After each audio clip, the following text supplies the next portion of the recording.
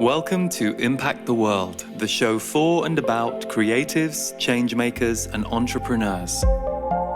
This is a conversation episode where a special guest shares with me what they are creating and the behind-the-scenes journey of their experience.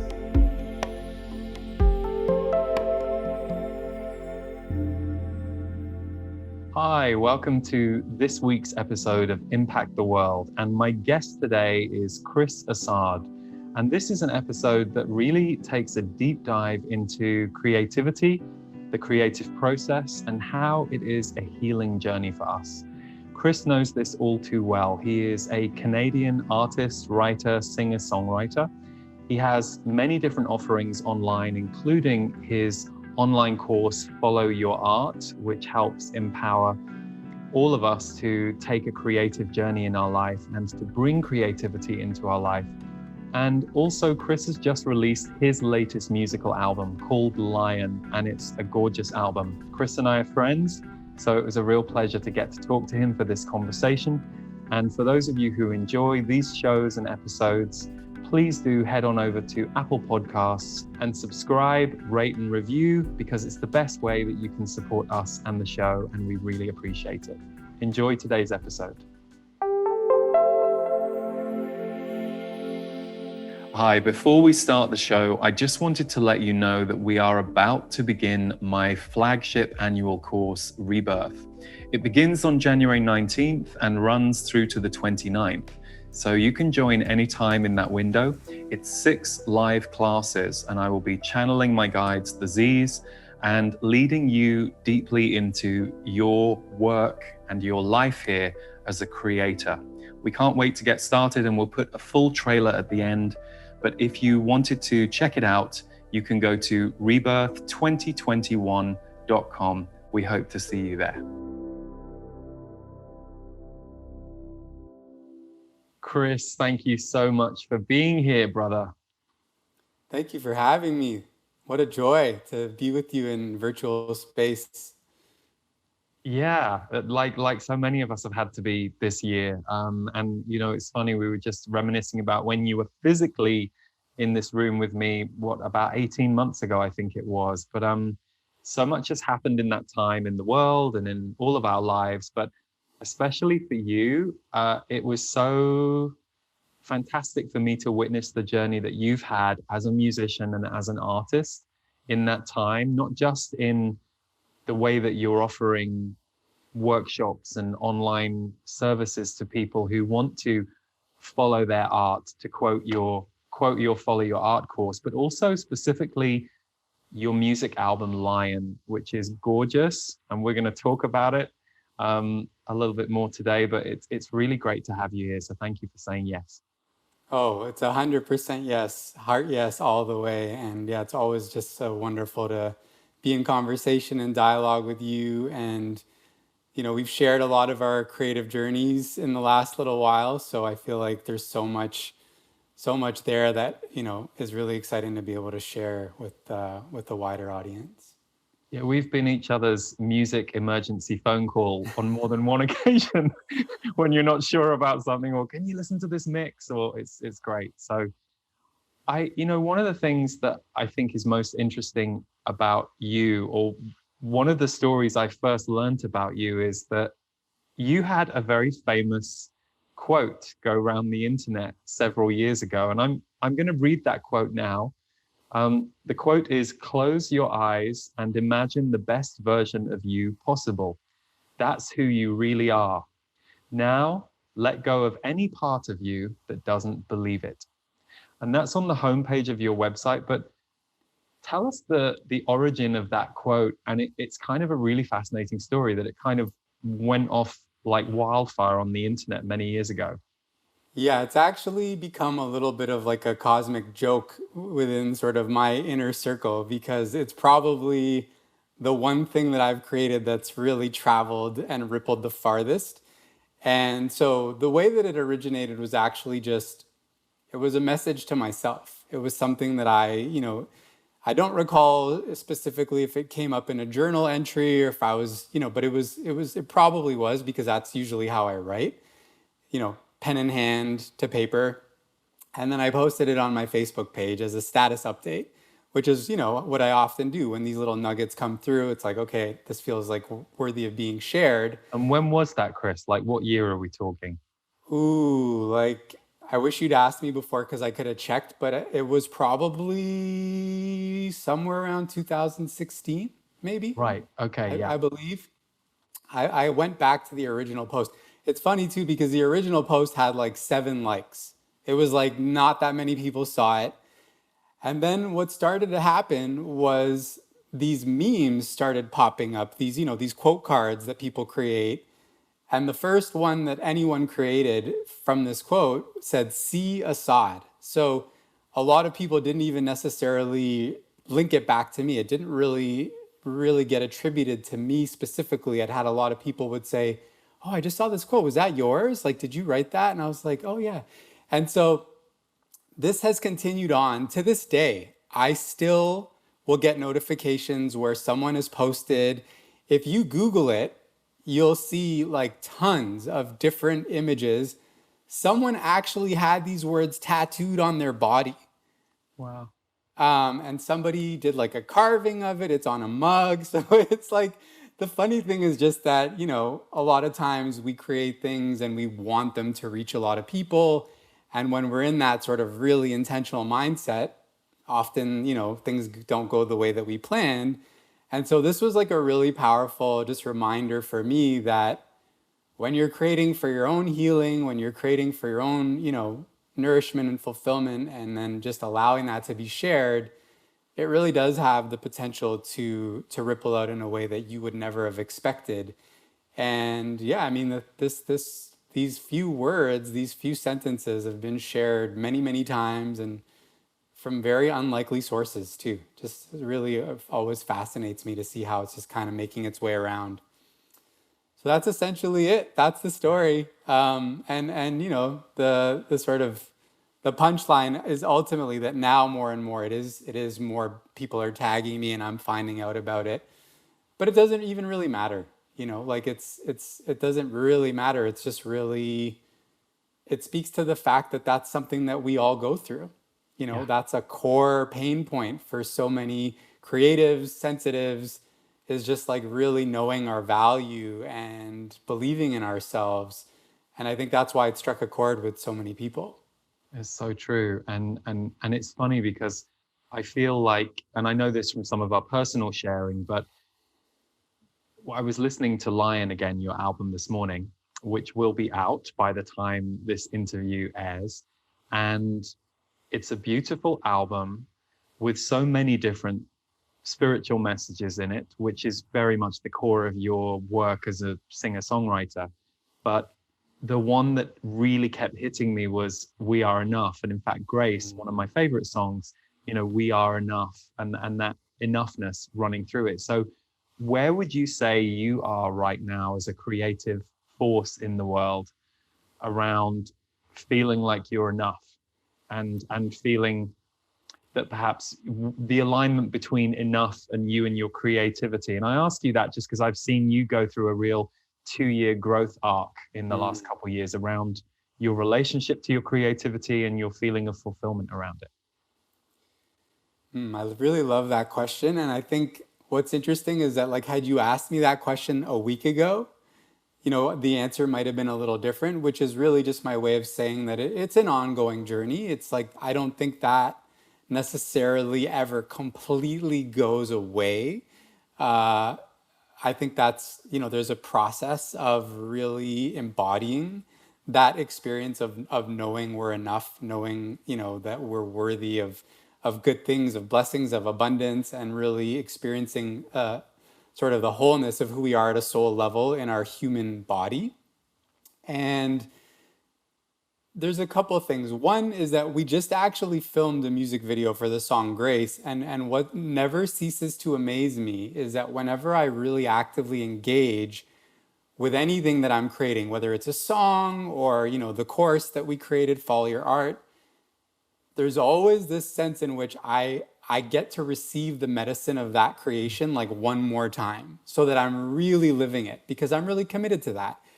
I think at a soul level, I'm really committed to, I don't want to be someone that's putting something out into the world that's not really true to like what I'm living, what I'm experiencing, what I've been through. And so I went to BC to film a music video for the song Grace with a beautiful collaboration with a soul sister who connected me with the filmmaker. And the experience really brought that thing, that wound or that aspect of my own experience of myself and my work sort of back up. And I was like, oh, there that is again. Um, so that's kind of the piece of it never really going away, and me just continuing to get to be in that experience of really honing in an experience of that wholeness.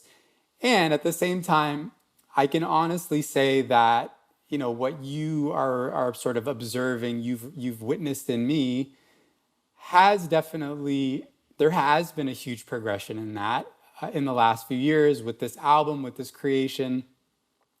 And I think the biggest difference maker in that was the point at which I decided to sort of like forego the crispness of how I was doing everything and to really allow myself to be used as an instrument for something greater in a much more intentional way. So I think to some degree or another, I've always been doing that, but I think there was like a tipping point where, you know, the sort of the the the formed identity that had developed over many years of doing my art and making music and putting it out into the world really had to die and be let go of. And that was a painful process, and it was not an easy process. I'd say 2019, 2018 were some of the most intense inner transformation years of my life. And I also recognize that they were really making space for everything that has come through and has emerged in my work and in my creative expression and since then. And so I think when there's less of an ego having the experience of, oh, my creation, my work, then that to me feels like I'm closer to that aspect of my beingness where that wholeness remains intact. And I can actually connect to that in regards to the creation because it really came from that place more than ever before. Which makes so much sense because I think, you know, what I call full-bodied creativity is when you surrender yourself into the thing that you're creating, the process, the product. You know, you kind of have to strip everything down. But, Mhm. you know, I remember talking to you several years ago, and Trevor Hall is a singer-songwriter I've loved for many, many years. And I remember you sharing with me that you supported Trevor on a few dates on his Mhm. tour, or a series of dates. And you said you had like an epiphany moment because on the one hand, you were really grateful to be there, and you said it was a great experience. And on the other hand, you said it was this shock of supporting an artist in the same kind of genre that you yourself worked in and someone you respected, and being on that stage and realizing, oh, I don't know if this is actually my dream. I don't know if this Yeah. format of performance and this style of performance, and the shock that you had because for so many years that's what you had aspired to. I always found that very interesting because I've heard that from many creators, visionaries, people with a dream across the years. It's like we get that thing that we think we want, and all of a sudden it's like, oh, this isn't quite it either. Yeah, how was that for you as a kind of defining moment as an artist? I definitely I definitely see that as one of the key sort of unfoldings in that letting go process that I was describing. And as I remember it, I think there was an opportunity to support Trevor a few months earlier that I'd really wanted that didn't pan out. And so I really in that moment had to there was a level of surrender, and it was in that space of surrender that then the next opportunity presented itself. And it was kind of this moment of like, oh, maybe, you know, maybe that is for me. But the sort of the twist was it was really there, that experience I believe showed up to really support me in getting more clear as to what it is that I really want to align to and invite in terms of the kinds of spaces that I want to share my music in and the kind of music that I want to make, even, you know, although I would definitely say Trevor is a conscious artist and his music has beautiful spiritual messages. um, I guess it's still occurred in my listening as part of the world that I was sort of stepping away from or taking a step in a different direction. And the crazy thing too is that the night I got back from those dates was the first night that I met Joby, my producer. He was playing with Deva Premal and Mitten, who I know you've had as guests on the show Hmm. as Yeah. well, in Toronto. And I went to see them, and it was like, okay, this is, this might be even a little further down the spectrum than where I see myself going. But it was this beautiful devotional offering where everyone was really like, it was a ceremony. It was a musical ceremony. It was like a sacred gathering in a seated, soft seat venue. And there was just there was that element of the pretense of a performance that's just so encoded in like live music venues and concerts just was not there. And I think that was the biggest piece, was like I just felt like there was no persona. There was still that we were entertained, they were funny, they were, super enjoyable to watch on so many levels. And the main thing that really stood out to me was just there's no filter. There's just like there's no persona. This is just like these all these musicians and these artists are just like purely being available for this transmission to come through them. And that's so present in the kind of music that they make. And so I think the challenge, the invitation is can we operate from that place when we're doing something that isn't mantra or like super spiritual or devotional, but that still has that same intention and essence. And that's what I've been, really striving to welcome into my creative flow. Which is interesting. So basically, when I hear you say that, what I hear or how I interpret it is they remove the separation. Because Yes. there's a separation with performance, whether it's the curtain coming down or the bow at the end and the distance between the artist and the audience. Whatever performance it is, we've all grown up with those kinds of conventions being more the norm than what you're describing, with say David and Maten, who consciously removed the performance aspect. But Mm. what struck me in what you just said is it got you questioning as to, okay, well, how can I do this differently or bring more of this in differently? And before we speak about making the music itself and making the album with Joby, what I loved is what you have been doing in recent months before the album releases, because we're recording Mm. this at the end of October. The album comes out in November. So, like I said, it will already be available when people get the show. But you did a really cool thing around gifting songs to people in a very conscious, very engaged way, which I thought was brilliant and different. And I remember sharing the link with some of our community, and everybody loved it from the comments. So can you share with us what it was that you did there? Well, the one thing I just want to pick up on that you said before fully answering that question is it really did come down to the oneness piece. I think when I really asked myself, what do I want to be an instrument for? The two things that came up were pure love and oneness. Mm. And so that's really where that separation piece that was sort of embedded in that paradigm just didn't feel right to me. It didn't align to the ultimate intention, which is that I've always wanted to empower other people to use their voice, to create, to follow their heart and their artistic inspirations. And so even the presentation had to it somehow encompass that. Mm. So I just love that you really keyed in on that, because I really feel like that's the essence of it. And so with the gifting, it was sort of a progression of, and this actually comes back to you, because I remember having mastered the record, finished the record, but there was still a couple things that I wasn't quite ready to sign off on, and it was going to be a little while before I was going to get the opportunity to sign off on it with Joby and have him make the changes.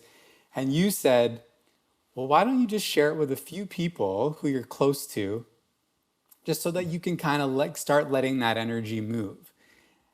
And I was like, yeah, that actually, I sat with it and that felt really good to me. That felt like really expansive. And so I remember I shared it with you. I shared it with a few close friends. And I started having this really beautiful experience of, first of all, giving that gift to my artist of the really incremental, slow, which, like Julia Cameron will advocate this, like really nourishing the inner artist and not sharing something too soon before we're Yeah. ready, which I've definitely been guilty of in the past. It's Mhm. just like, okay, it's ready. Like, let me just, and Yeah. share it with the wrong people and share it with the people that are most likely to criticize it. Yeah. So there was there's kind of like revelation of, wow, this feels like I'm building strength and I'm allowing this creation to like kind of plant roots, to deepen its roots within my circles and my immediate community. And so that was the first sort of spark. And then the next evolution was in the way that people were receiving it, I really got that I was giving them a gift.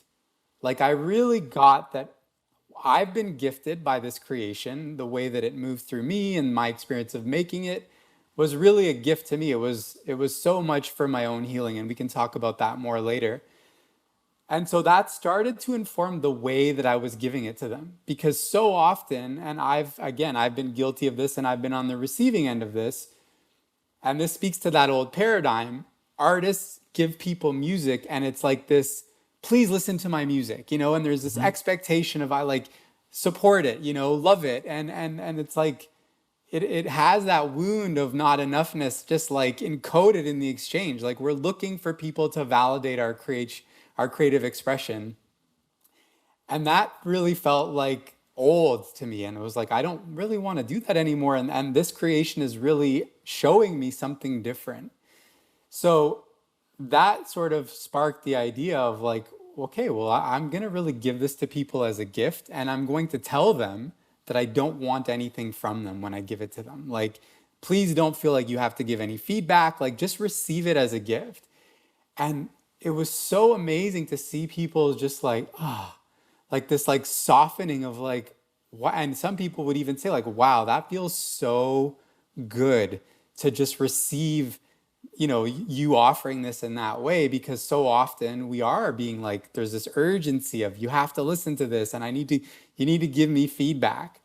Well, and Chris, if I may just jump in for anyone who isn't, wasn't privy to you doing this, just to give context, you were specifically giving people the choice of which song they received. So you had this beautiful web page, and you spoke about the songs and what each song was medicine for. So this one is for self-esteem, or this one is for Yeah. self-love. So I, as the receiver, could come to this web page, and then I had to email you and say I would like the song called Grace because that's my area. So then you would send that one song. So I think there's also something beautifully conscious about connecting with the energy of what the song is about. And also, one song is Hmm. very different to a whole album. You really have a relationship with it. So I think that was the brilliance in what you did too, and how So it showed up in the way people received it. yeah, so that actually was the next evolution, which I was going to get to. So you were sort of part of the first wave. But so what actually ended up happening was when all the sort of stuff hit the fan in the world, and things kind of got crazy, which was a few weeks after your event in Toronto. That was the last time we were in a That physical was the space last time we with saw each other. people. That was like Right. end of February. I want to say it was March. like oh, you're right. It was like March 6th or something. Yeah. Yeah.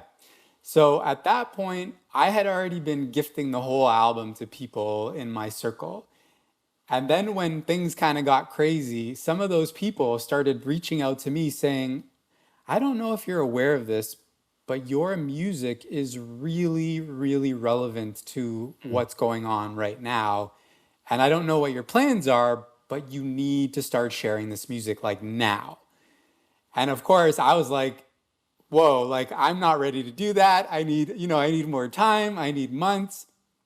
And that's sort of when I really got still.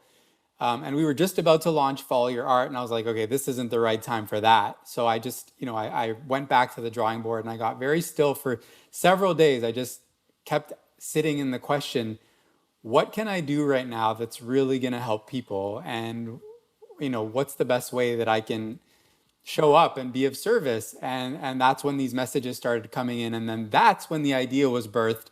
Okay, I'm not ready to give people the whole album, but I would love to make one song available a song of their choice, and I'd already had all the little descriptions of the medicine of each song. And in a way, that idea was really like whispered in my ear. Like it wasn't, I can't even say it was my idea. It was like an inspired, like nudge, like a, a guided nudge of what if you gave people a choice of a menu of the songs with the medicine and the, the message of each song and let them choose. And the reason that that really spoke to me was because there was so much noise happening, and so much so that I really found myself needing to unplug from all of that. And I wanted to really support people in being able to go inward and maybe receive some of the alchemy and the medicine that music can provide without any extra, without anything on top. And it was really incredible how people received it. I've never really felt people valuing music, my music for sure, like in that way where it was really like this is like a healing balm. This is medicine for what we're going through. And there was so much gratitude and such a beautiful receptivity, that it really affirmed that inspiration and that choice. Mm. So It's so funny, isn't it? Because one of the things that you and I both share is that music is medicine phrase, and that's our experience of it. And yet, as a kid who loved music and had a thirst for music and consumed music as a healing force, I would never have understood it that way. yeah. I knew that music made me feel better enough to go to it and to listen to it, for hours on end. And, especially in my teenage years, I think I developed a bond with music that was even more deeply emotional because of, emotional needs that we have when we're going through our teens and later. You've got a lot going on. And so if music could be the balm for that. But it's interesting that only now do we have more of a consciousness around seeing music as this alchemical Mm-hmm. healing force. Yeah, I really see it as a remembering. I feel like this is something that, the ancients knew, that Mm. ancient, cultures and civilizations, this was embedded in the fabric of their culture, sitting around a fire, with the, drum circles and just sharing music in these very raw and sort of collective ways as well. There wasn't necessarily one performer. It was just like Mhm. something that, I would envision tribes and communities would just gather and make music for healing purposes to, cleanse themselves of heavier energies, et cetera, et cetera. And so I feel like it's always been there. And in a way, for me, it feels like a disentanglement of my infatuation with music and maybe the other stuff that's been part of how it's been presented, and just extracting the nectar of it and really getting to the core of what is it about music that really speaks to me, that has always really resonated and inspired and ignited something in me. And so it's like sort of, it really kind of mirrors the journey of the soul. It's like we're going back to the purity, we're remembering the purity and the essence of who we are. And I feel like music is one of those tools that has the potential to bring us back to that place. And so it makes sense that also the way that we're engaging with music and the way that music is being created and offered is also going through that process of purification. And it's interesting too, because in recent months I've seen that language and that understanding pop up in very unexpected, more popular pop artists. I think it was Bill Withers recently passed away. Bill Withers was like one of my musical inspirations, because I think there was just something so raw and root about how he made music, and it was, medicinal. Mm. And I remember, everyone, and you could possibly imagine, did their tributes and their shout outs. I think it was Pharrell Williams, who I believe has, a finger on the pulse of these things we're talking about, even though, he's very much in that world. Totally. Described Bill Withers' music as medicinal. He said it's always been medicinal. And I was just like, wow, I've never Mm. seen anyone use that expression in regards to this music before. But it's like all the, it's just we're remembering. Yeah. The forgetting is the veil is being lifted from our eyes in that regard. Yeah. And you see that kind of language around consciousness hitting the mainstream in a way that you Yeah. have to actually, especially for those of us who live in that world or Hmm. think in that way, or we're used to speaking and communicating in that way with each other, it's easy to forget. It's like I sometimes have to go, I would never have seen this in 2009. Like in Right. 2009, what we were doing and what I was into was way more fringy than it is now. And you Hmm. start to see these words kind of these words and these concepts moving into the mainstream, which is fantastic. Yeah, and I think that's what's really happening. I see that happening. I feel it in the way people are receiving the music that I'm sharing and the music that you're sharing. And, I feel that in terms of how we're going about creating the music, that's just really becoming the obvious and evident and necessary path. And it really validates artistry as a way of life, as a form of service. Like, I read something somewhere. It was a commencement speech or a graduation speech being given, and it's a really long passage, which I'll definitely need to share with you.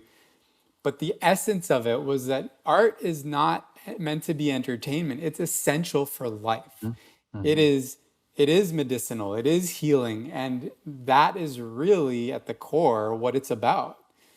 And so I think now more than ever, those that have dedicated their lives to making art and to making music are also kind of feeling, even though there's a lot of challenge around uncertainties and, feeling a little discouraged about how's this all going to work because the old is collapsing, there's also this sense of possibility of like, wow, we're really going to be needed in a way that, or not going to be, we're needed. Our art and our artistry and our creative expression and our music is needed Yeah. now more than ever. Yeah.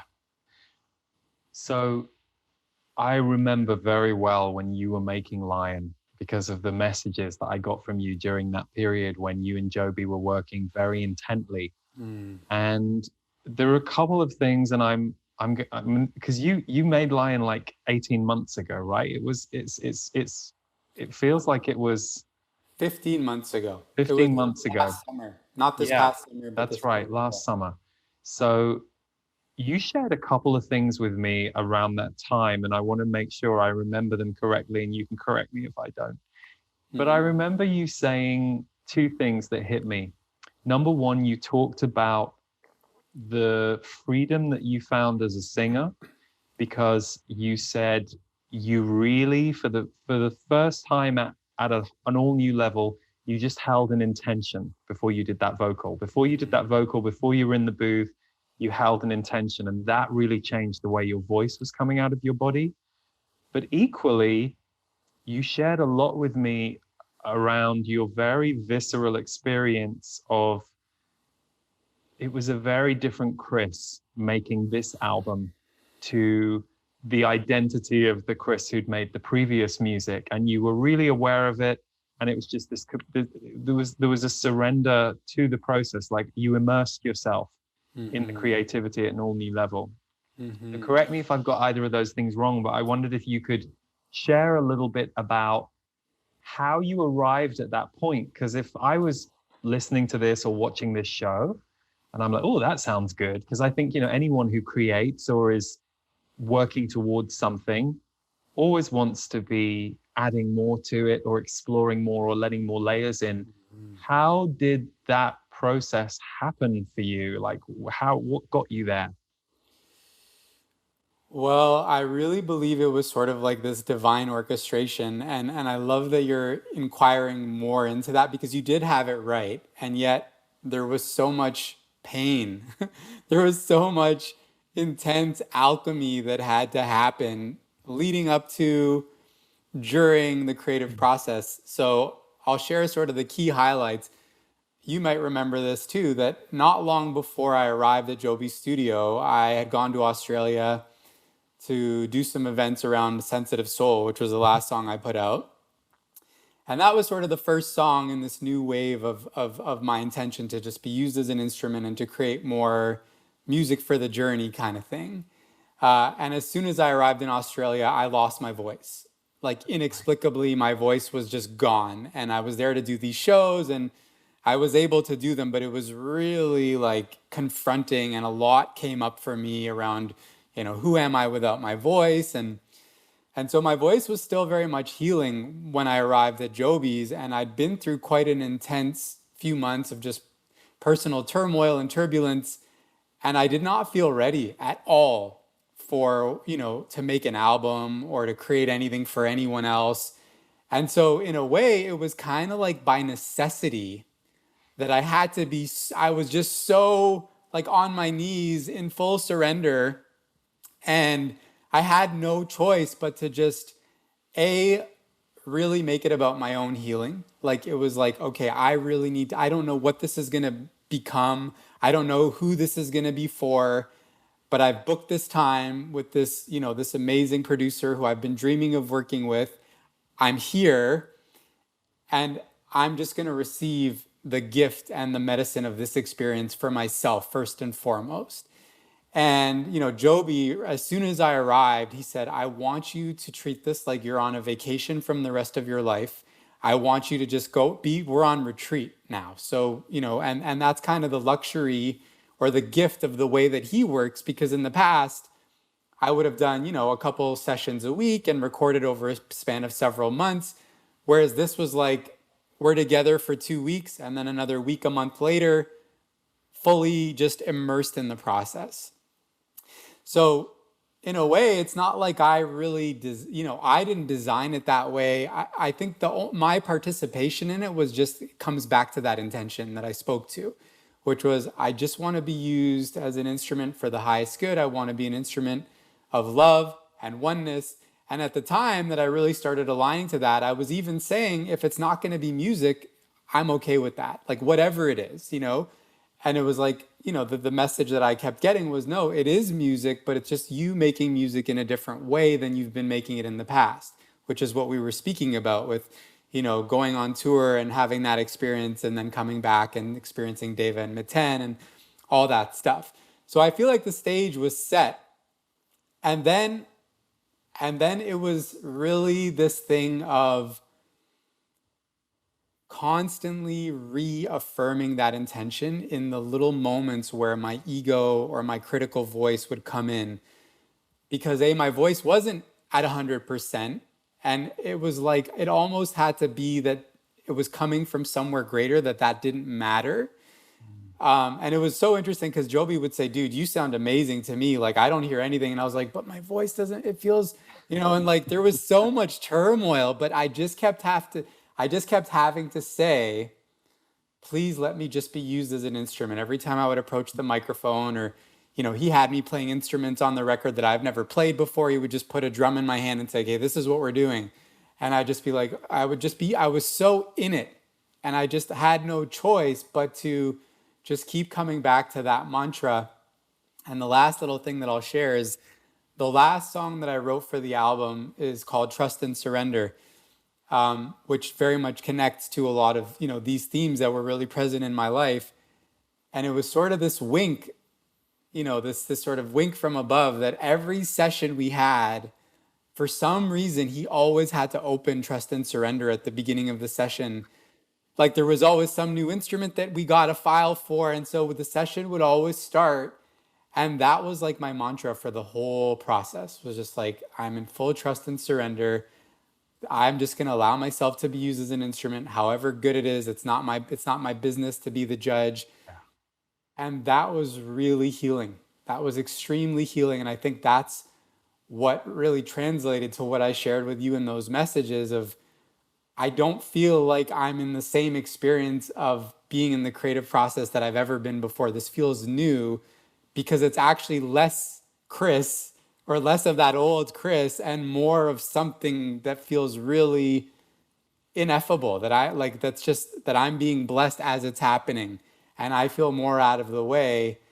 And there was a huge emphasis too from Joby on being really grounded in my vocal delivery. Like at times he'd say, just, I need you to be more grounded, like feet on the ground. There's a little sense that you're kind of getting, your feet are kind of lifting. And so I think that really came across, that really translated in the experience, and also just, in how my voice was captured. It really does. I mean, it's right there in the album, and I mean, I love the album. I love your vocals in it, and I love Joby's work, and I love your songwriting, and I mean, it's great. But I love what you just said for a couple of reasons. I have a very good friend who recently is like trying to get her creativity off the ground, and she has time and space, and so she's thinking about it a lot and has been for months. And I said to her, I said, time and space can be the enemy. I said, so it can be euphoric to sit there and like dream about things you're going to do.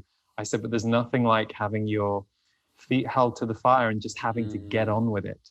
I yeah. said, especially as I know I was so self-judgmental, both as a person and as a creator for many years.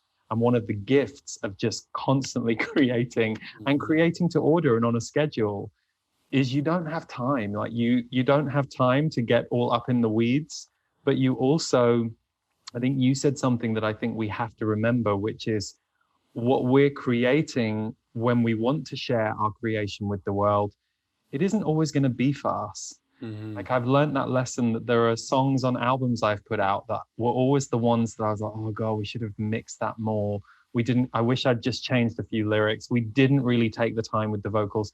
And it will be the song that people say to me, God, I love Mhm. that song and I've listened to it a lot. So Mhm. we don't really know how what we're creating is being received. And I think if we try and micromanage that, we get Mhm. into all kinds of trouble. Whereas if we just get in the flow and let it come through us and be in the journey of the creation, and like you said, trust and surrender to the outcome, not just what our creation turns out like, but also how people receive it that we might never conceive of. I think there's got to be that element of mystery when you're a creative or a creator, and you have to surrender to the outcome because you can't control those outcomes. And if you do, you really feel it in the work. You can tell when something's Yeah. too tightly controlled, too tightly, it doesn't have life. Yeah, and I would just add that in a way I think that is the thing that's most for us. So it's like the us that wants to be perfectionist and micromanage, and that's not really us. So when we're Mm, satisfying that voice, that's not really the thing that's going to resonate and have the most life in it. And you're absolutely right. That was such a blessing of there wasn't time for me to engage in that. And that was a big part of why I just kept having to be in trust and surrender. There was so many ways that I would be in the past, or if I had the time, I would have sunk my teeth into that micromanagement. And the sort of irony of it is that that was also the most healing thing for me to experience. So it's like that I got served by that, and then also the creation is less tainted by that extra sort of hands-on that isn't really making it any better for who it's going to actually serve in the end.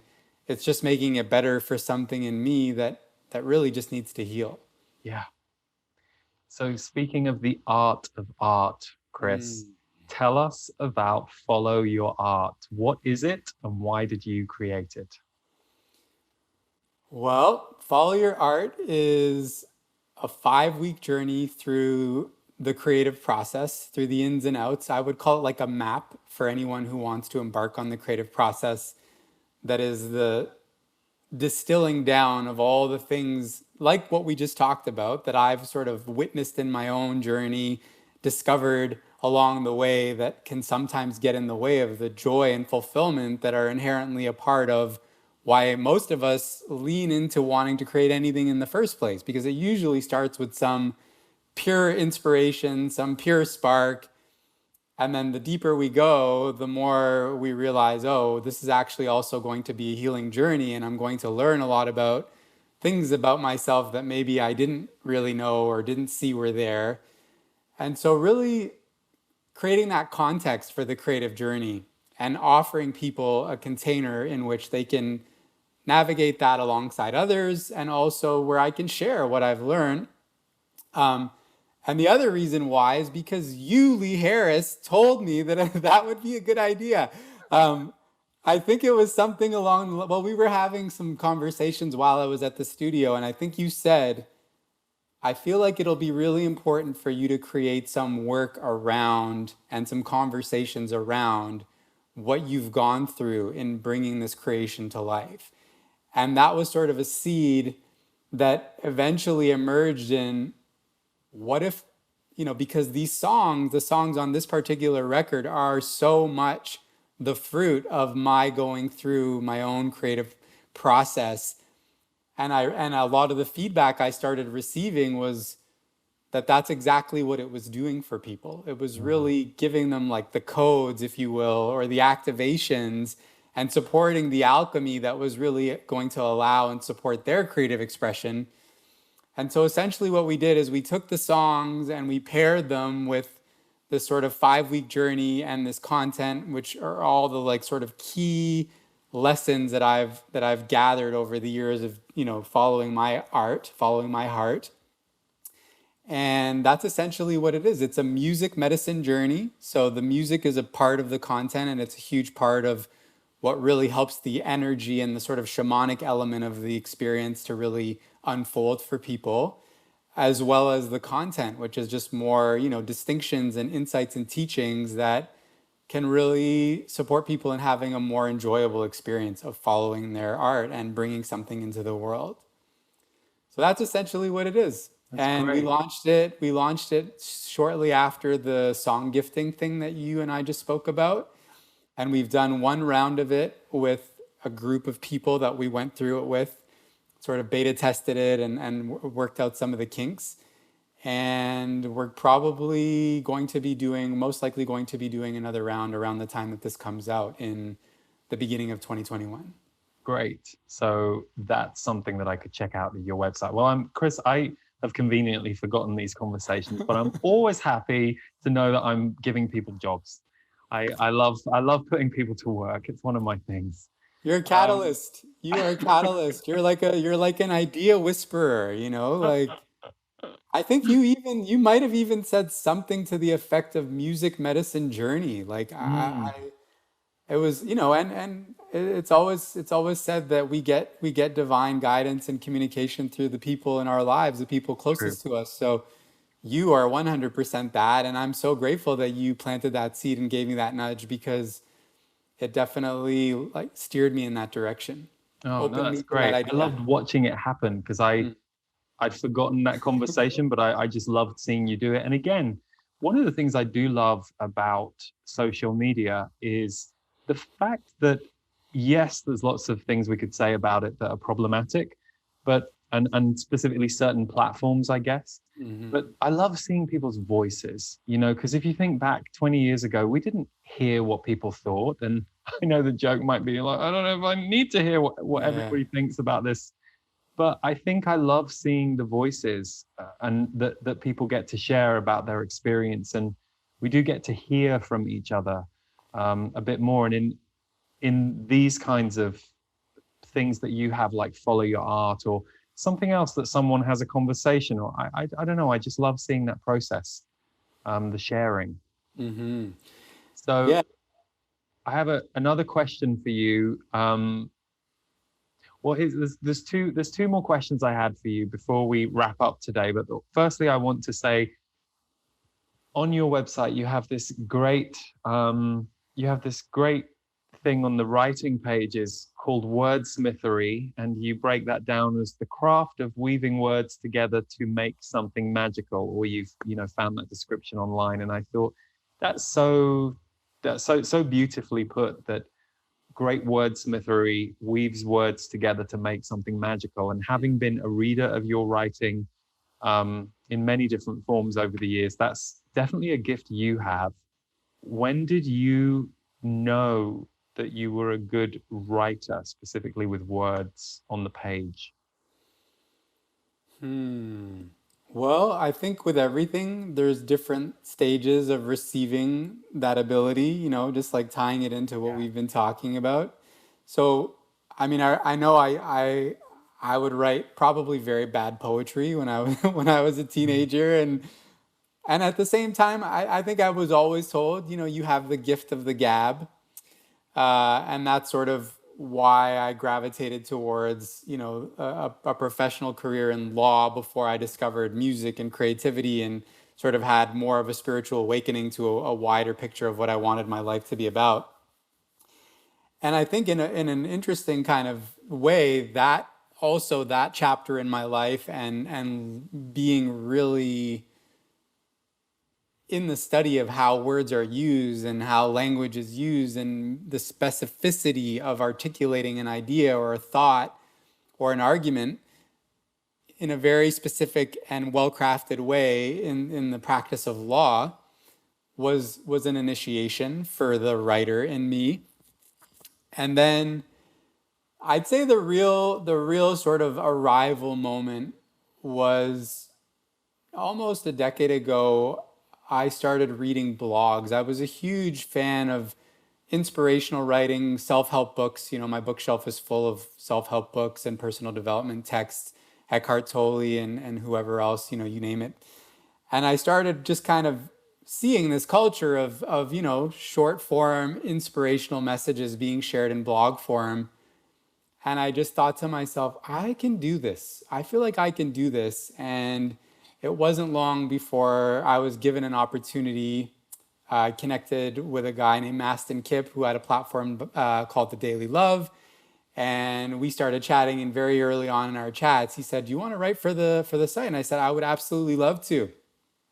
And I think because I didn't really fancy myself a writer, and I was so focused on music as my primary mode of expression, that there was so little pressure, I just started letting it flow. And it was just like really off the cuff, from the heart. I'd have a week to write something, and, I just, fish for an idea in my experience, and then just like pour my heart out on the page. And people were really receptive to that style of writing, and that just like the heartfelt energy that they could really receive in my writing. And so some of my writing started receiving a lot of love and a lot of acknowledgement on these platforms. And that was kind of the moment where I was like, oh, this is kind of like another thing that I can do. This is another way that I can share what I'm journeying through, what I'm learning. And it was really, there was a lot of catharsis in it for me, because, which again comes back to the thing that's the most healing and beneficial and fulfilling to us is usually going to have the most life in it for others to consume or receive. And that's really what it sort of like, what it was teaching me. So that was a huge step. And then there was that quote, which was kind of a funny moment. And I think it was also another moment of you and I conversing. We did an interview for one of your online programs for Own Your Value. Own Your Value. And you sort of highlighted my writing. And I was like, oh yeah, like I don't really think of myself in that way as much as maybe I ought to. So, sometimes we need these things to be reflected back to us. But I'd say since then, I've been really kind of owning it, and it's opened up some opportunities for me to write about other people's work, other musicians and artists and inspirational people that I have the privilege to know and to just shine a spotlight on. And in those, I really take it as an opportunity to create art. So in those particular pieces, it really feels like wordsmithery to me, where there's a whole process of listening to someone's music, just taking in what they're about. And then there's like this gestation, and I get glimpses of sentences, and it's like almost the way kind of a song arrives or parallels that, but it's like, it's sort of like putting a puzzle together, and it is really enjoyable. Like I really nerd out on words. I really believe in the power of words. Like a word can invoke a feeling, words can invoke feelings, and word choices can really change the energetic of a communication or a transmission. And this, I mean, that's such a huge part of what's so powerful and potent about your work is just the word aspect of the message.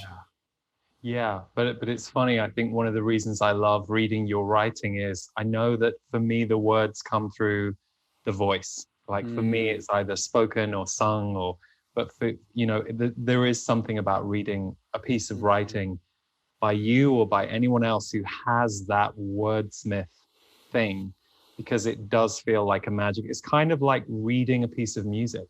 And I don't mean reading music, I mean you read an article with the quality like Mm. yours would have, and it feels musical as you're reading it. There's a music to it.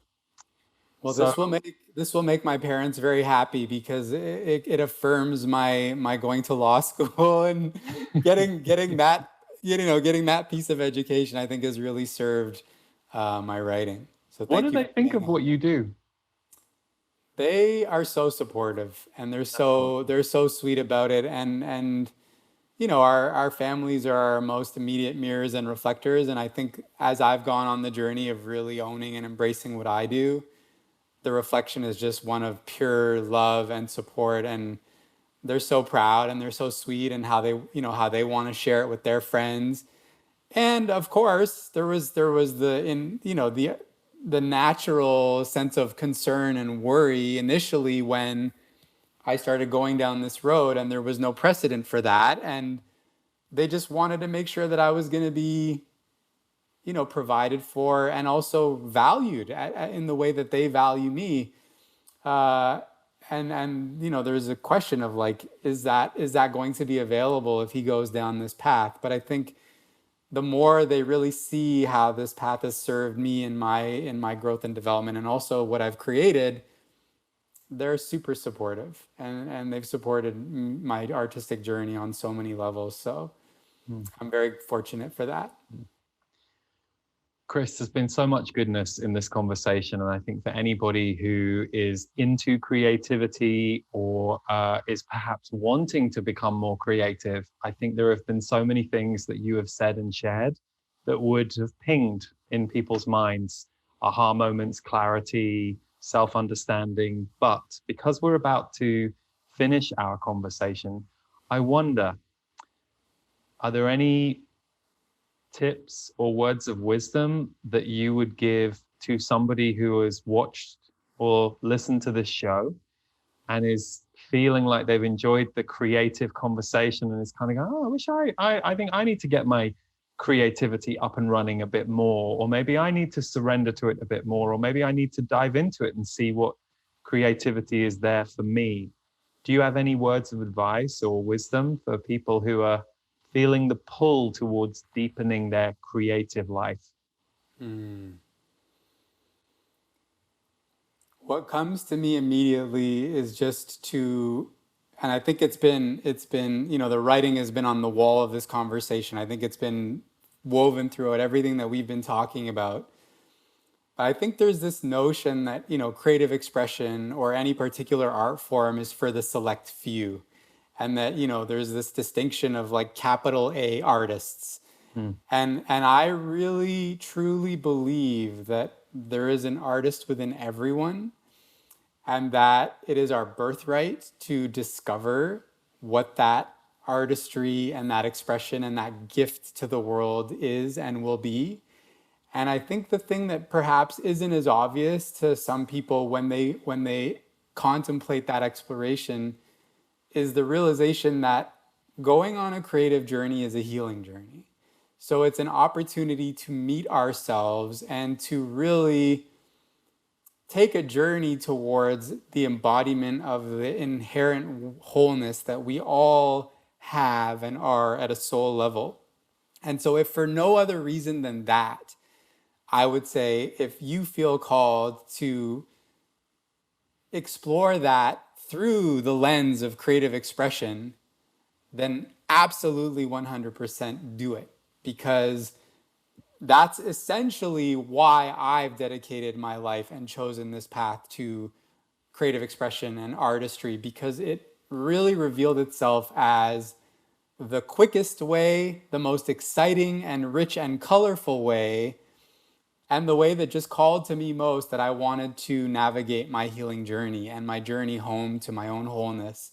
And I've seen that countless times with, the people that I work with, the people that did follow your art, the other artists that I'm in conversation with.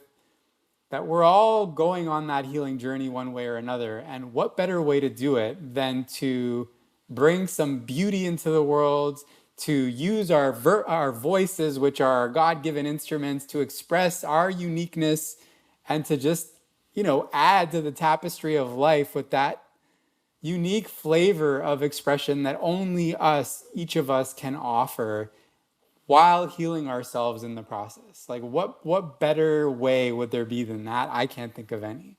So that's sort of my invitation, and the last thing that really feels like an exclamation point on everything that we've been saying. And it's a journey. Totally beautiful. Love you, brother. Thank you so much for being here on the planet, and thank you so much for being here on the show. Oh, love you too, man. So much. So grateful for you. So grateful for our friendship and this brotherhood and the work that you're doing in the world, which has been so instrumental on my journey. And it really is just such an honor to be a part of this and to be able to have this conversation with you and to really just amplify these messages at this time. It feels really relevant and timely. Yeah. And I think, one of the things that always keeps me going as a creative and someone who puts things out into the world, and I share this with anyone who's hesitating, is like, just think of all the books, music albums, theater pieces, instruction manuals that other people have created that have enhanced your life. It's like it took someone doing it. It took someone. I'm so grateful to so many people that it's lovely to then be, as I often call it, contributing to that wheel of art, that wheel of healing that we all take from. We all take someone's product, someone's creation, someone's idea, and it enhances our life. So I highly recommend to anybody who has watched or listened to the show, if you haven't yet heard Chris's music, do go and check out his newest album, which is called Lion. It's gorgeous, and it's now available wherever you can find music. But as usual, we'll put all of the links to Chris's work and his website, chrisassaad.com, in the show notes. You can also find at Chris's website his Follow Your Art course, his mentoring, which includes voice alchemy mentoring sessions and many other good things. So thank you for being with us today. Thank you for tuning in. Big love, Chris, and take care, everybody. Big love. Thank you so much. Thank you for having me.